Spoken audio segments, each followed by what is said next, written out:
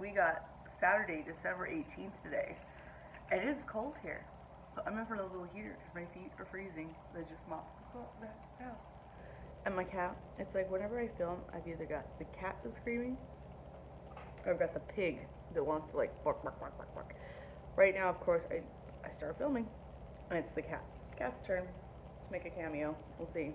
You get Zoe in the frame today. Right, Zoe? That's Zoe. She's a Zoe baby. Oh, look, there's Pippi, too. Oh, I got a few down here. You see them? Where's Waldo? Where's Nikki's pets? They're everywhere. They're crawling out of the walls here. Okay, so I've had a exciting last couple days, and I got a little too excited there. Too a little boisterous, I think, with my critiquing of the Sedona PD. And some friends have called me and let me know of their concerns.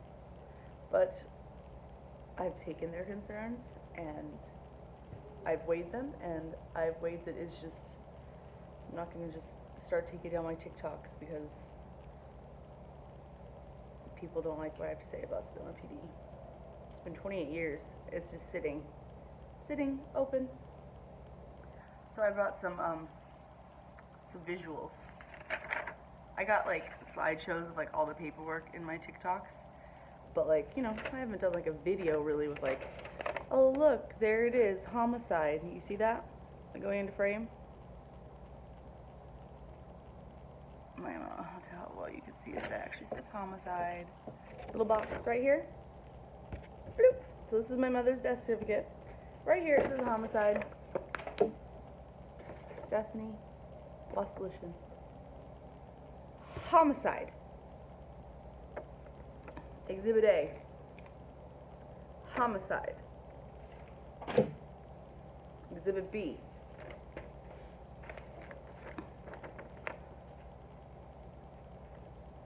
For example, if you were to kill yourself, it's usually here, here, and here, right?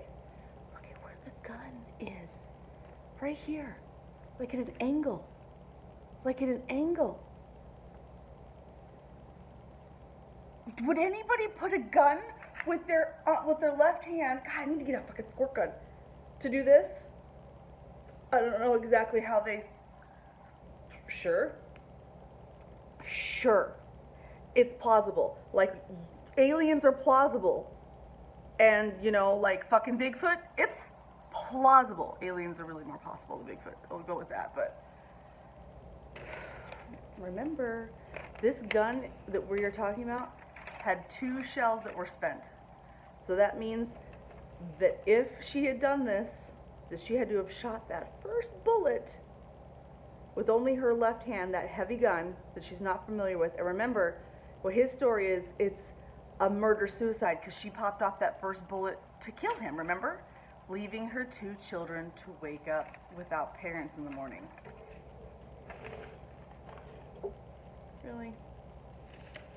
Really? Exhibit C. This is the front incident report. I just wanted to show you that because everything is reported for 1:40 a.m. when in fact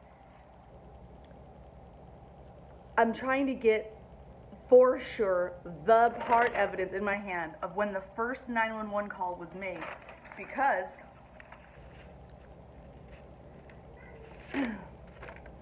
evidence 31 and 32 is cassette copy 911. That's on both evidence lists from the original 1993 and the 2020 reinvestigation. Cassette copy. See that? 2 cassette copies of 911. Because it's so old, these like, I tried calling and it's not in the system because like, these are like cassette copies. I don't know if they're not downloaded the system, what's going on. I did a little chasing down. I couldn't get them. And I got frustrated and I get angry. And I'm not the right person to do that. But something else I noted is that look at the time, or look at the date. It's March for 2019. I didn't hear about this until July of 2020. When in 2019 did they start looking into this, and why? Why have they not called myself or my father?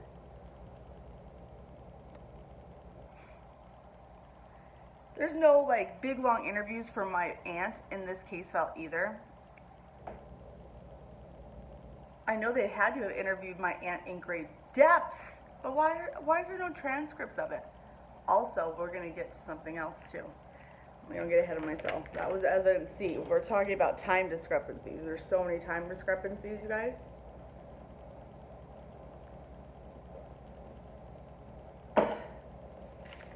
Alright, so these are the evidence lists. I just showed you that.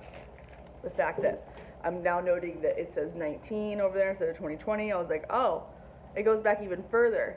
Because I waited until Thanksgiving of 2020. I waited like almost 5-6 months for them to like, after I heard that it was open, for like a cop to call me. I thought for sure. I had to reach out to them. At each and every time, actually, there's been correspondence. I've had to reach out to them. Isn't that sad? Aren't police supposed to be the victim's advocate? Oh, that's right, because my mom isn't the victim here. Or so you would think, by the way that they speak. What are we on? Evidence list number D, number 4D. It's the results of the gunpowder residue test. Yes, it is positive for gunpowder residue on the open palm of her left hand. So there it is, none on her right. Remember, she's right-handed. If she was to hold a weapon, it would be in her dominant right hand, not in the left, but what they're saying is that I'm taking it with a grain of salt, the family. I could do that with my left hand, but I couldn't shoot off a fucking gun and try to kill my boyfriend and then myself with my left hand, but I could do that real good with my left hand. Oh, Lord, have mercy. I'm having some serious, I am not sleeping very well because of all this fun stuff that I get to relive every day. Okay, so here's evidence. We're on 4, 5, so it's E. Evidence list E. Cause of death. So what is this? This is report of investigation. So this is the ME report. What does that say? Gunshot wound to the neck. Homicide. Remember, on her evidence list A, they give you 6 boxes. The ME could have hit one of these other boxes down here. Could have hit natural, accident, what is it? Suicide? Natural causes. He actually could have hit a suicide one, but he didn't. The ME did not, because when he performed this fucking autopsy 12 hours after my mother was killed, nobody gotten to him yet. All the current paper, the first paperwork and his first statement, this ME, all consistent with the homicide. You start to read this reinvestigation, and they're reshaping this narrative literally into a suicide. Why?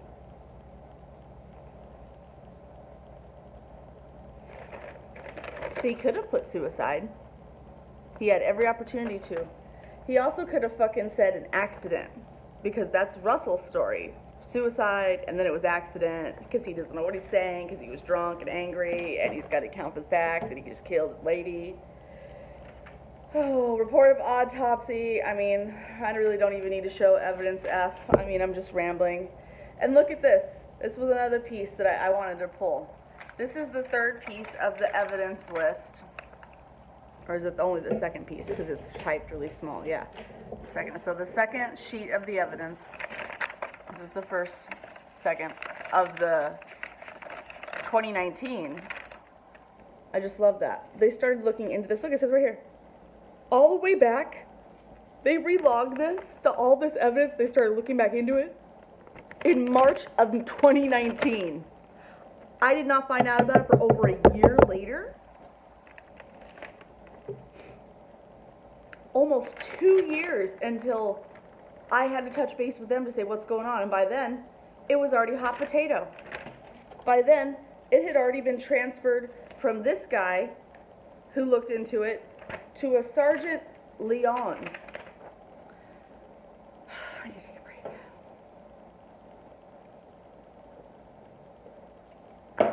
can't make this stuff up. So I was gonna get nice and comfy here on the couch and run this little heater. And I was gonna read to you because I haven't done a new video where I read these articles to you. This is the Red Rock News. Up in Sedona, it's a small community, and the Red Rock News is like the biggest news up there. It's been around forever. So after I read these and I read some of the typos, I contacted the editor. No interest in interviewing me. No interest in hearing my mom's side of the story. They're running with what this detective says is fucking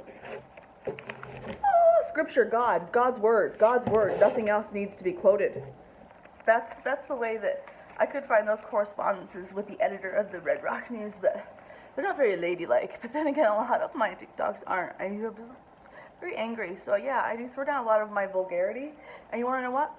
You read the case file, they like to point out that my mom was really vulgar too, so I'd like to point out again, is that a crime? Do I deserve to die because I'm mouthy? Because I didn't go to like a preppy school and drink my Coke out of a pint glass with my... Fuck off. My mom is the victim here, and just because she liked to swear and she was vocal about the fact that she was very unhappy in her relationship doesn't mean that she was going to go get a gun out of the goddamn closet, shoot at her boyfriend, and with her 2 kids in the house. I just got a notification. Houston, I'm too far into this. We're going to stop and leave. So, you can just stay perfectly because I was talking. Can't you just stay? Don't make me get attitude. Anyway, I forgot what I was bitching about. Probably Sedona PD. I spend my life bitching about the Sedona PD. We were going to read these articles. The first one, and mind you, before I point out, first I'm going to try to get through read these articles without any commentating. Well, I'll try to commentate after. I'll try to pull it just by facial expressions. And I like to point out that this author that wrote these 2 articles is like no longer with the Red Rock News. He was with them for like 15 years or something, and then now he's within the last year doesn't work there anymore. It just keeps getting weirder and weirder. Like, anybody that touches my mom's case, poof, they moved on from it. They're here and gone. Nobody stays on it long enough to get anything done. It's rotating doors. Can somebody tell me why is that? Why is that? Let's see. I didn't open this until 4 months ago. I waited 28 years for some cop to solve this and do something about it. And finally, when I saw that I didn't have that, I had to print it off. And I have to do it. And I'm just like, I'm baffled. And the journalist, by the way, is up in Sedona right now. I wonder what lies she's being told. Let's get into lies, by the way. Again, we got 2 articles.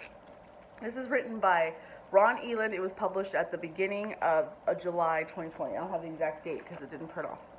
But it just says 1 year ago, which is really more like 18 months. And it's entitled, Sedona Police Department Returns to a 1993 Case. There aren't many unsolved cases or cold cases, as they are better known, sitting on the shelves of the Sedona Police Department, especially not ones that were deemed a homicide. In the early mornings of July 9th in 1993, Sedona police responded to a report of a death from on a home on Coffee Pot Drive. There they found the body of 32-year-old Stephanie Marie Wassilishan. Home with Wassilishan at the time of the incident was her live-in boyfriend, 31-year-old Russell Peterson, and 2 children, a 4-year-old the couple had together, and an 11-year-old from a prior relationship of Wassilishan's. According to an article in the Sedona Red Rock News, just days after the incident, I have not been able to find that yet, police received a 911 call from Peterson at 1:40 a.m. I love that they don't point out the first 911 call that was made. There was, in fact, a first call by my neighbor directly to our left. One of my friends, Robin Simon, her parents, Jeff and Martha Christensen, called 911 when they heard the first gunshot at a little after 1 p.m. or 1 a.m. in the morning of July 9th, 1993. Not in here. I like how they leave that out. They received a call from Peterson at 1 a.m. Then Police Chief Bob Irish said a domestic violent altercation between Wasserlichen and Peterson had occurred around 1:15 a.m. There's the 1:15. Irish reported that one of the two had retrieved a pistol from the bedroom. Peterson reportedly told police that Wasserlichen fired one shot at him and then went into the master bedroom. Peterson reportedly followed her and struggle ensued for the weapon, which went off, striking Wasserlichen in the neck, Irish said at the time. Right fucking there. I haven't read this article since I first read this article, and I was very upset 4 months ago. And right there is the time discrepancy. Right there, the Red Rock News reports it too. 1:15, an altercation happened. And he didn't call it until 1:40. Why? You're really telling me that little altercation took 25 minutes? It did not. Pop, pop, 2 gunshots. It happened so fast. What was he doing for 25 minutes? Another great question that Braun Elin neglected to ask. I was going to interrupt, but I just realized that. That's like a big... We'll be clipping that one for YouTube. Or YouTube. P.S. I'm up to almost 100 followers today. I'm sitting at like 91. Okay. Irish reported that one of the two, I love that I always say, one of the two had retrieved a pistol from the bedroom. Peterson reportedly told police that Wasserlichen fired one shot at him and then went into the master bedroom. Peterson reportedly followed her, and a struggle ensued for the weapon, which went off, striking Wasserlichen in the neck, Irish said at the time. No arrests were made at the time, and none have been made since. There's the cat. Now, 27 years later, Sergeant Michael Dominguez is now taking a look at the case at the request of the Wasserlichen family, my aunt, I found out, with the hope of obtaining some closure nearly 3 decades later. What was conveyed to us, the police officer at the time said, there were no witnesses other than Russell and the deceased. That's wrong, because my sister saw what happened. It's in the police file. The children were in bed, sleeping in other rooms when the incident occurred. Again, wrong. My sister woke up. The first gunshot woke her up. She was standing in the doorway of her bedroom by the time they ran and got to the... It was a straight view. My sister had a straight view down the hallway what happened. My blood boils. See, this is why I don't read this over again. Like, I'm literally The children were in bed sleeping in other rooms when the incident occurred. The autopsy report from the medical examiner at the time called it a homicide.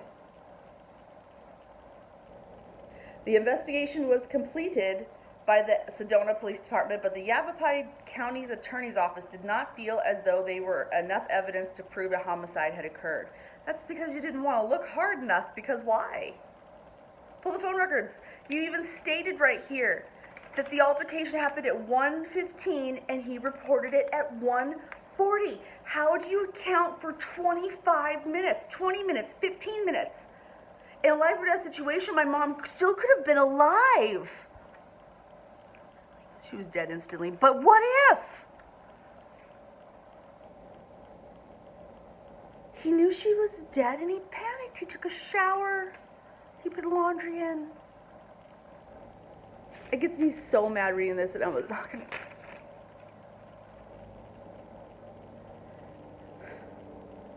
The Yavapai County's Attorney's Office did not feel as though there was enough evidence to prove a homicide had occurred. That is so funny, because just looking through the half-ass paperwork that they gave me, because apparently this is only half the fucking case file, all I can see is homicide. Therefore, the case never proceeded past the investigation stage.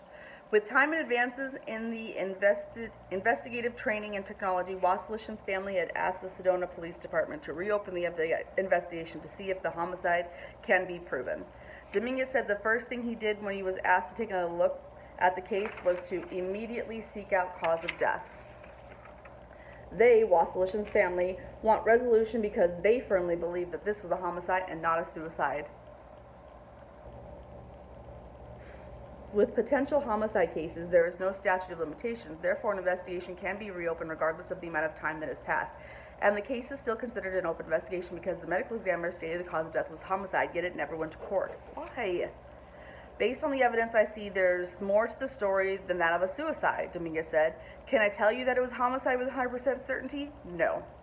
In the upcoming weeks, Dominguez said he plans to meet with the prosecuting attorney's office, the medical examiner's office, and conduct further interviews, including an attempt to talk to Peterson. Didn't call me. Didn't call my dad. Dominguez said he read the case, which consists of more than 400 pages. Now, do you see this chubby fucker right here with the balding hair, Sergeant Dominguez, and that great big case file? Apparently, that's 400 pages. I got a 176-page case file. Now, I know they can't, and a lot of my shit is, like, if you go through it, it has redacted. There's a little redacted mark. A lot of my stuff is redacted. They had to redact my address, like I didn't know that. But there's 225 solid pages that are gone because the Red Rock News is reporting it's a 400-page case file.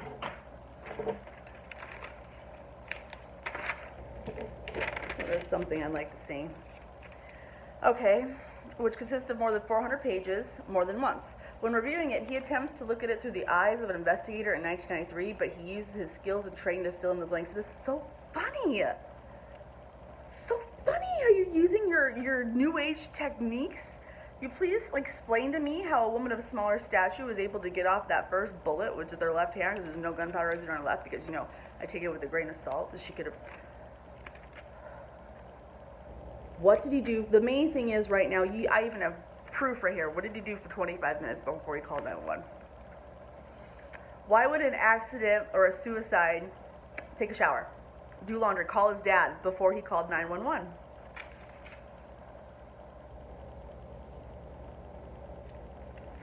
Thank you. Training for investigators was completely different than as opposed to now.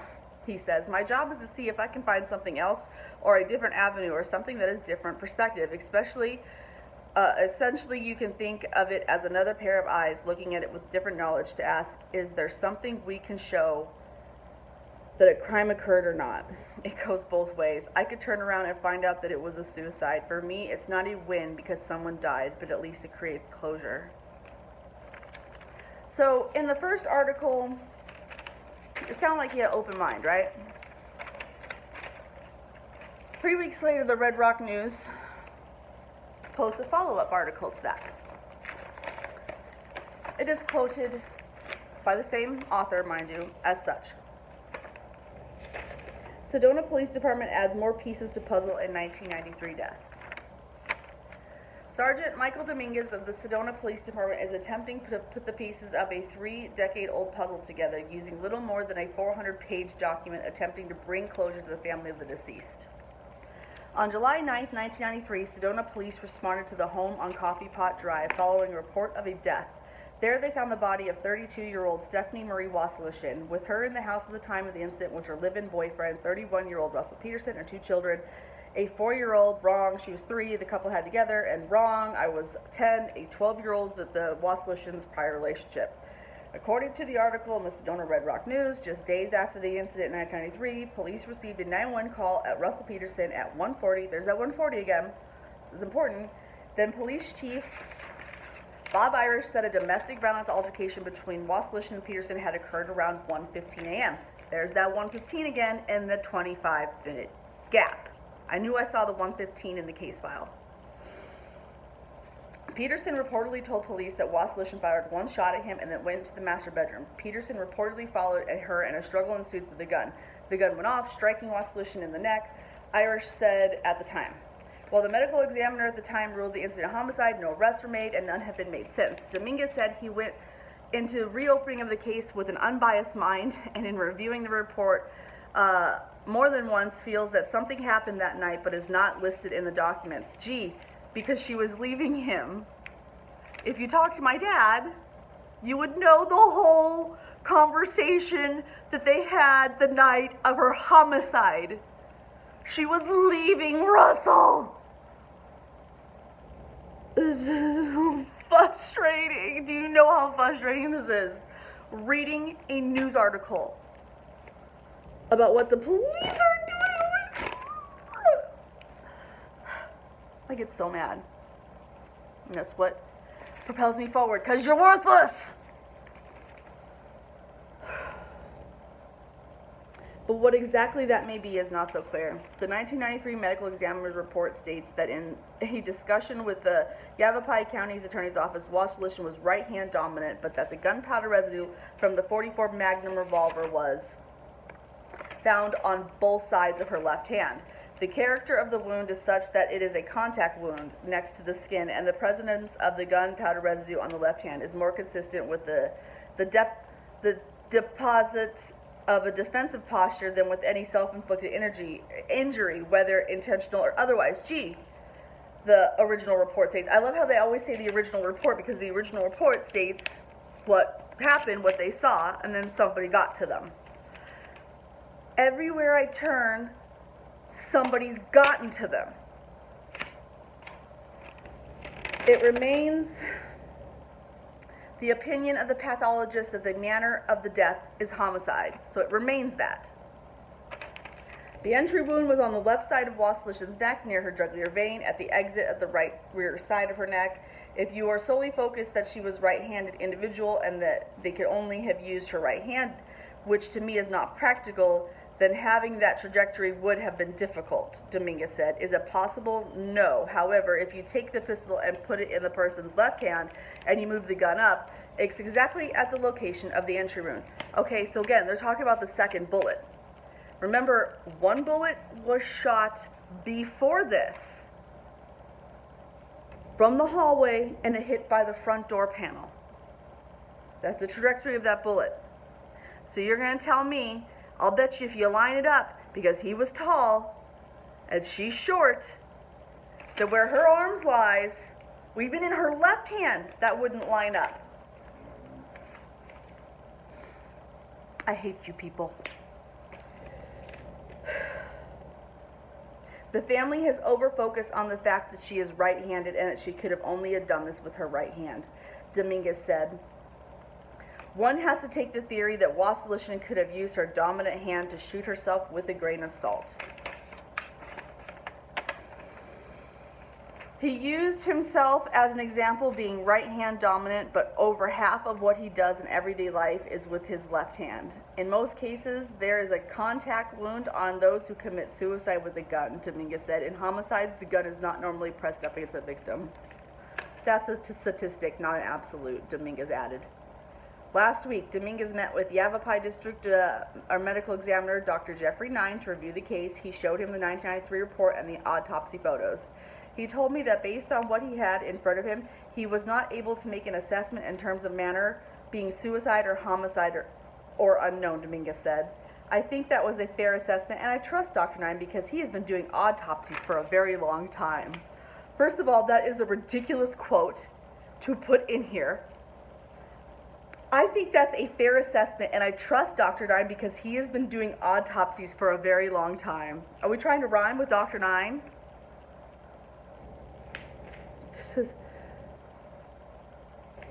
This is what I'm working with here. This is who investigating my mother's homicide, and like they're doing nursery rhymes, guys.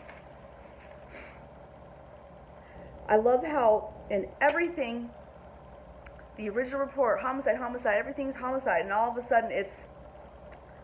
He told me that based on what he had in front of him, he was not able to make an assessment in terms of manner being suicide or homicide or unknown, Dominguez says.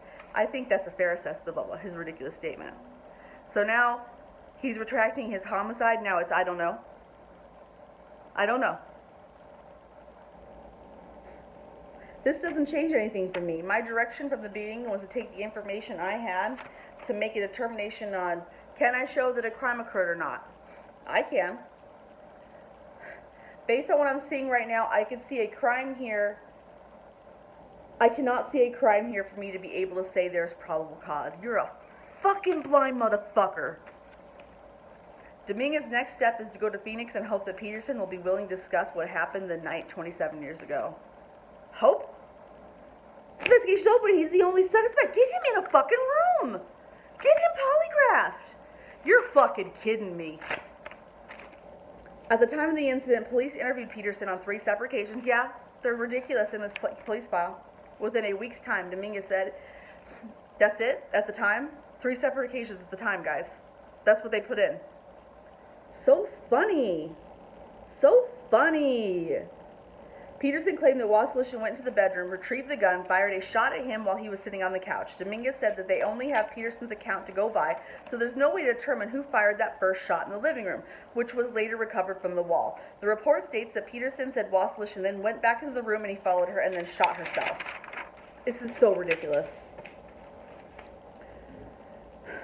When you do multiple interviews with someone, you expect variations, Dominguez says. I'm more suspicious when someone has the exact same story 3 different times because to me that's rehearsal. Variation is human nature because we all forget things, especially if we're traumatized.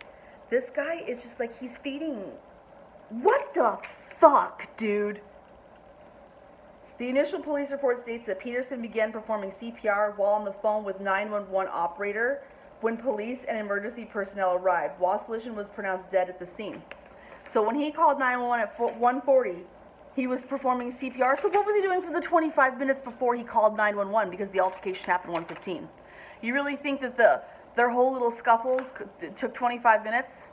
No, it took a minute, maybe 2. Enough time for the first gunshot to wake up my sister, go to her bedroom, open the door, and see what was happening down the hall by then. My sister, it probably took 30 seconds to a minute.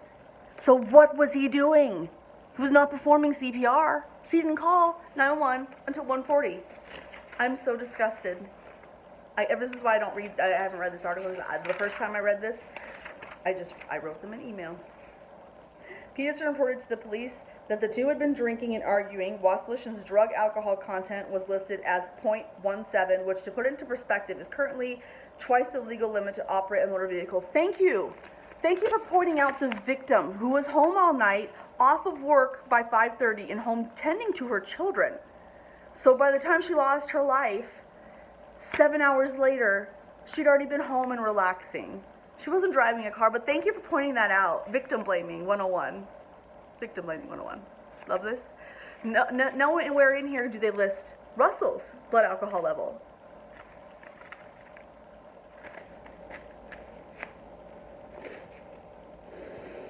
His story changed a few times content-wise between the 3 interviews, Dominguez said. So in his supplement reports that I have over there on my desk, he wants to talk to Russell about the inconsistencies in his statements. And now all of a sudden, this bald fucker is saying that when you do multiple interviews with someone, you expect variations. That was why he wanted to interview Russell initially, and within 3 weeks, his whole attitude has changed. Are you see? You'd have to read the whole case file too to get this in context, but this fucking guy is just, yeah, this is their victim shaming my mom about the blood alcohol. His story changed, yeah. Peterson's changes were specifically on whether or not there was a struggle between the two in the bedroom, and if he attempted to take the gun away from Wasserlich. Once the initial police department investigation was complete, it was sent to Yavapai County Attorney's Office for review and to see whether or not an arrest should be made. The Yavapai County's Attorney's Office report on November 9th, 1993 stated that while they acknowledged the inconsistencies in Peterson's account, there was not significant evidence to prosecute. Can we prove that it's a homicide? Right now, I can't say that we could prove that. I can, Dominguez said. From a legal sense is, what can I prove? That's where I'm at right now. In the meantime, Dominguez said he can provide the evidence he has to the county attorney for review and opinion before the possibility of making any kind of formal request to pursue the case. I won't have a decision until I can prove to myself because I'm the one who has to say there's probable cause, Dominguez says. I don't have that. There's too many inconsistencies. Short of a confession, I'm not sending this for prosecution. That is so funny because I have a witness that Russell's confessed to. Have you tried to interview them? No. Because when all these reports and all this stuff is said and done in July, by the time this guy's pretty much wiping his hands of this case, so funny, it's passed to another sergeant that hasn't done anything on the case.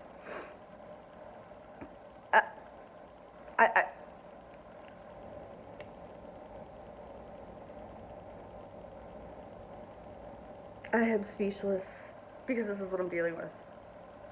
So I'm dealing with another investigator, Sergeant Leon, that doesn't want to talk to me, doesn't want to talk to my dad. There are people out there that are aware of what Russell has done in the minutes after he killed my mother in a fit of jealous passion, rage. I don't understand why they can't get him in a little room. I don't understand. There's not enough probable cause for a confession. Phone records. That 25-minute gap, even the Red Rock News is reporting. What was he doing for 25 minutes? Explain to me what he was doing. Why did he put my dog outside? That was premeditated right there. So ridiculous. If you line up the fact that the first bullet from the hallway, you can show too that she was too short. She didn't fucking shoot that gun. Didn't happen. She was running for her life. This is a domestic altercation. The victim blaming and victim shaming is just, I'm over it. And this is what I'm working with. And this is why I go crazy. And this is why I'm not going to shut up about the Sedona PD too. I'm not going to shut up. So this is why I'm being relocated for my safety. Because there's something going on. Something going on here. And it's not, I'm not going down without a fight. And I want everybody to know there's something going on. I know there's something going on.